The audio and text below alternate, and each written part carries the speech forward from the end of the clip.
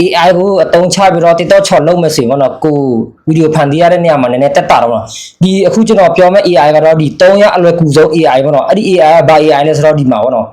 ဒီစာတန်းကိုပဲကြည့်ပါတော့ဒီ AI ကိုပြီးတော့ TikTok မှာစီမီစကန်နဲ့မာယူမှာကျွန်တော်ဒီနာမည်ကိုပြောတော့ပေါ့နော်အဲ့ဒီနာမည်ကဒီမှာကြည့်ဒါကိုပေါ့နော် AI ပေါ့ဒီမှာရေးထားတယ်ဒီမှာထောက်ပြတဲ့နေရာ AI ပေါ့နော်ဒီမှာထောက်ပြတဲ့နေရာကြည့်ဒီကောင်ကတော့ TikTok ချော်ရောင်းတဲ့လူအတွက်ဆိုရင်ကောင်းတယ်ဘာဖြစ်လဲဆိုတော့ကိုကပစ္စည်းပုံတစ်ပုံကိုရလာပြီဆိုရင်ပေါ့နော်အဲ့ဒီပစ္စည်းပုံကိုကိုကအဲ့ဒီ AI ကိုဖန်တီးခိုင်းလို့ရတယ်အဲ့ဒီပစ္စည်းပုံကိုကိုပို့လိုက်ဒီ AI နဲ့မှာပို့ပြီးတော့ဒီမှာစာတန်းလေးရေးလိုက်ကိုဘာလုပ်စေချင်တယ်ပေါ့ဒီပစ္စည်းကိုဖွင့်ပြပြီးပေါ့နော်ဒီပစ္စည်းကိုဟိုဘက်လက်ဒီဘက်လက်လေးလုပ်ပြပြီးပါဆိုပြီးတော့အဲ့လိုမျိုးခိုင်းလို့ရတာမြန်မာရတာမရတာမသိဘူးပေါ့နော်ဒါပေမဲ့မြန်မာမရအောင်စင်ပေါ့နော်ဒီစကားပြန်အတ်တမဝင်လာဝင်ပြီးစင်ပေါ့နော်ဒီကိုကမြန်မာစာရေးပြီးတော့အင်္ဂလိပ်စာဘာသာပြန်တော့အင်္ဂလိပ်စာဘာသာပြန်ပြီးဆိုတော့ copy ယူလိုက်အင်္ဂလိပ်စာ copy ယူတော့အဲ့ဒီကို TikTok ချမှာ PC ရောင်းမဲ့ PC ကပုံတရဓာတ်ပုံကိုအဲ့ဒီ AI ပို့သွားလိုက်ပြီးအဲ့ဒီစာတော့တစ်ခါတည်းရောပြီးတော့ပို့သွားလိုက်ပေါ့ပို့ပြီးတဲ့အခါကျရင် AI ကအဲ့ဒီ PC ပုံနဲ့အဲ့လှုပ်ရှားနေတဲ့ပုံကိုခိုင်းလိုက်တဲ့အတိုင်း AI ကလှုပ်ဆောင်ပြီးမှာပေါ့အဲ့ဒီ application က300အလွယ်တယ်ပြီးတော့300 free ပဲပေါ့ဒီခြားတော့ဒီဒါပေမဲ့ကြီးတဲ့ဒီ ChatGPT တို့ဘာလို့အဲ့ဒီကောင်ကျတော့ပို့ကောင်းတယ်ဒါပေမဲ့ဈေးကြီးတယ်ပတ်စံဝယ်တော့ပေါ့ free ဆိုရင်တော့တရက်ကို4ခေါက်လောက်ပဲတော့3ပုံ4ပုံလောက်ပဲရဒါပေမဲ့ video ဆိုရင်တော့မရဘူး video ဆို website မှာဝင်တော့ပေါ့အခုကျွန်တော်ပြောတဲ့ AI ကတော့ဒါအလွယ်ကူဆုံး AI တကယ်လို့လောက်ချင်မှလည်းကျွန်တော်လုပ်ပြမှာတော့အကြမ်းကြီးကျွန်တော်လုပ်ပြမယ်ဒါကိုယ့်အကူပြန်လုပ်တော့ကျွန်တော်တော့ထိုင်းစာပဲပြောတတ်တဲ့အတွက်ကြောင့်ထိုင်းစာပဲဖတ်တတ်တဲ့အတွက်ကြောင့်ထိုင်းစာရေးပြီးတော့ကျွန်တော်အပုံနဲ့တကွာကျွန်တော်လုပ်ပြပြီးမှာပေါ့တော့ပြီးတော့မှကိုကဥမာကို PC တစ်ခုကိုကိုကဘယ်လိုသူ့ကိုလောက်ခိုင်းမလဲ AI ကိုလောက်ခိုင်းတဲ့အတိုင်းကိုကအင်္ဂလိပ်စာမတတ်ဘူးဆိုတော့စကားပြန်အဲ့ဒါဝင်ပြီးတော့မြန်မာစာကိုအင်္ဂလိပ်စာပြန်အင်္ဂလိပ်စကားပြန်နဲ့လောက်ပေါ့နော်လောက်ပြီးဆိုတော့အင်္ဂလိပ်စာ copy ယူတော့အဲ့ဒီကို TikTok ချမှာရောင်းမဲ့အဲ့ဒီ PC ရဲ့ပုံသဏ္ဍာန်ကိုခိုင်းမဲ့အတိုင်းကိုဓာတ်ပုံတစ်ခါတည်းပို့ပြီးတော့အဲ့ဒီစာတစ်ခါတည်းပို့သွားပြီပေါ့နော်အဲ့ဒါဆိုရင်တော့အဲ့ဒီ AI ကိုအသုံးချလိုက်တော့ AI ကိုဘယ်လိုအသုံးပြုရမလဲဆိုတော့အစအဆုံးကြည့်ပြပါမယ်ကျွန်တော်ဗီဒီယိုကိုကျွန်တော်ကောင်းကောင်းလေးလုပ်ပြပေးမှာပေါ့နော်ဒီ AI application ကတော့ဒီ free ပဲတောင်းရတာပေါ့နော်တကယ်လို့ပို့တော့ပတ်စံကတုံးမယ်ဆိုပို့တော့အဆင့်မြင့်တယ်ပေါ့နော်ကဲလုံနီလောက်ပုံလေးကျွန်တော်လုပ်ပြမှာတော့ဒီ AI ရဲ့ application ကို download ဆိုတော့ Play Store ထဲဝင်လဲပေါ့နော် Play Store ထဲဝင်မယ် Play Store ထဲဝင်ပြီးဆိုပေါ့နော်ဒီနေရာလေးတိုးဝင်ပေါ့နော်ဒီနေရာလေးတိုးပြီးဒီနေရာလေးတိုးပေါ့နော်ဒါသူ့နာမည်ကတော့ဒီမှာ ME ဒီမှာပေါ့နော်ဒါဒီနာမည်လေးရေးလိုက်ပေါ့နော်ဒီနာမည်ရေးပြီးဆိုရင်ပေါ့နော်ဒ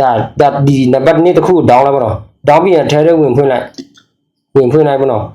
ဝင်ဖွင့်ပြီးရင်ပေါ့နော်ဒီမှာပြမယ်ဒီကောင်လေးနေပေါ့အင်္ဂလိပ်စာပေါ်ပြီးအစိမ်းရောင်ပဲနေကျွန်တော်တော့စာပြောပြင်းလို့ထိုင်းစာတယ်ပဲဒီမှာအပေါ်ဆုံးမှာဟို allow ပေါ့နော် ALL ပေါ့နော်တကယ်လို့ဟိုပါအင်္ဂလိပ်စာနဲ့ဆိုရင်လောက်ထားမယ်ဆိုကဲပြီးပြီဆိုမှတော့ဒီမှာ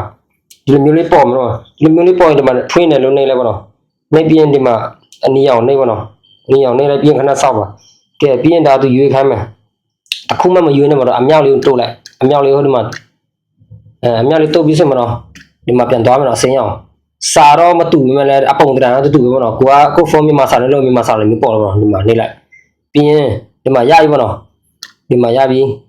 ကဲကိုကသူ့ကိုဗခိုင်းစေချင်တယ်ပေါ့နော်ကျွန်တော်တော့သူ့ကိုဟိုပါပဲ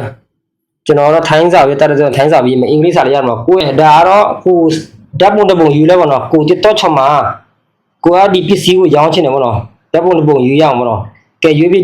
းဒီနှစ်ချက်ပုံလေးပေါ့နော်ဒီနှစ်ချက်ပုံလေးကိုအမှဒီပုံ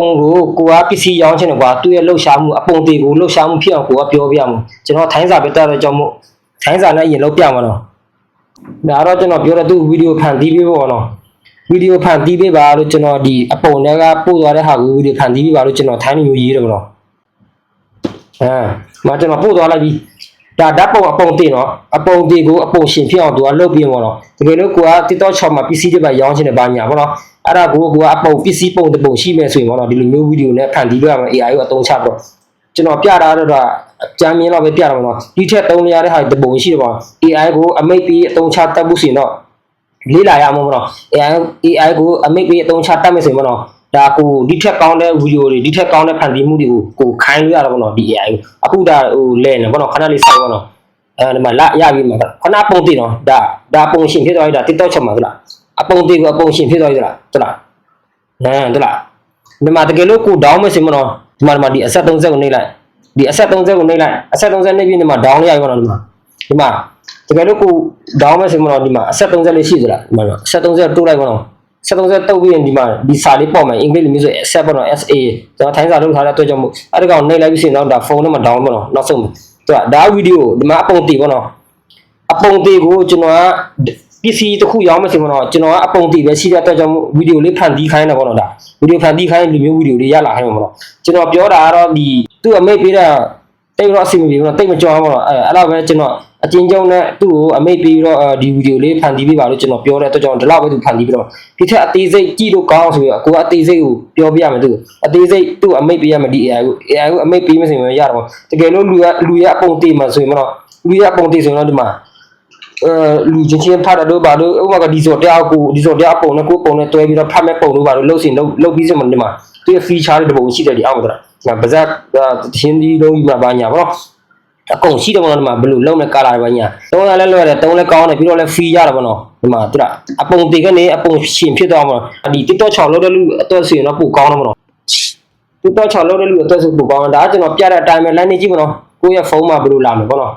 ဒါကလွယ်လွယ်လေးဒီ AI ဒီ AI ကိုအတုံးချပြီးတော့ PC ရောင်းလို့ရတယ်ပြီးတော့ကိုပါခိုင်းစီရှင်တယ်ကိုကအမိတ်ပေးတတ်မှုလို့တယ်ပေါ့နော်အမိတ်ပေးကြွားမှုလို့တယ်ဒါမှသူ့အပုံတေကနေပုံရှင်ဖြစ်အောင်ကိုရောင်းမဲ့ PC ကိုရောင်းမဲ့ PC ကိုဗီဒီယိုလေးဖန်တီးပေးပါညာကွာအဲကြောင့်မို့ဒီကောင်စမ်းလုံးကြီးပေါ့နော်စမ်းသုံးကြီးပေါ့နော်ကျွန်တော်လုပ်ပြတဲ့အတိုင်း